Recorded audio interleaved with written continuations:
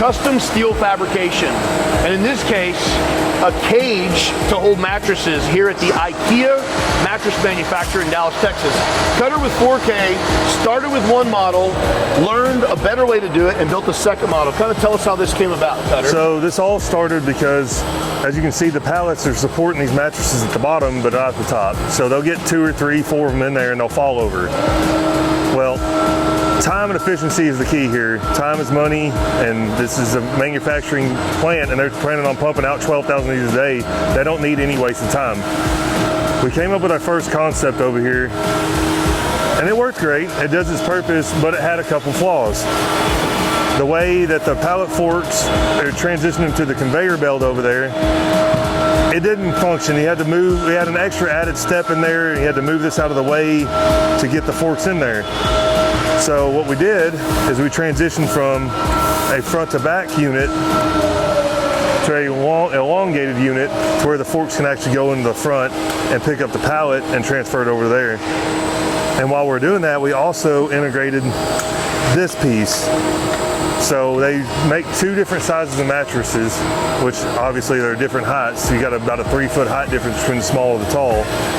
And we wanted to be able to use the same unit for both. If they shut down one machine and bring on the other one, we can still run either or out of the same units. So this piece actually slides down into this channel and is stopped with this lever here. It keeps it in place and locked in. On the first unit, we also had another issue. They have the cellophane wrap around through here, so we needed to extend this piece to get their wrap around, and they can actually walk around and wrap this. It's just minor learning as we go, design issues, flaws, things that come up that you can't predict, but we can account for it and adapt and overcome with it. Like, I'm also going to add a strap from post to post here to where they can't fall this way. It's just all minor things, but it's part of it. And they're going to take this, now they can save a step, pull the forklift right up, lift that pallet up, drive it right over here into the big wrap machine. They're going to do it with this, right here with this pallet jack.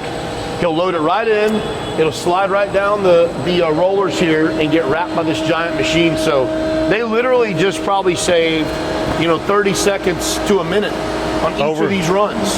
At 12,000 units a minute, which should be hours a day saved. Correct. So in production. And you got to remember, this facility is making 660,000 mattresses a year. 12,000 of these a week they're manufacturing. So whenever they can save literally a minute of time on every one of these transitions all day long, that equates to big dollars. So not only did they custom fabricate something that performs well, but it's also going to be more dollars. It puts more money back into the bottom line to save these guys time. That's why you have custom fabrication. You have someone that can adapt and improve and constantly be re-engineering to get to the best possible solution. And that's exactly what Cutter did here at 4K.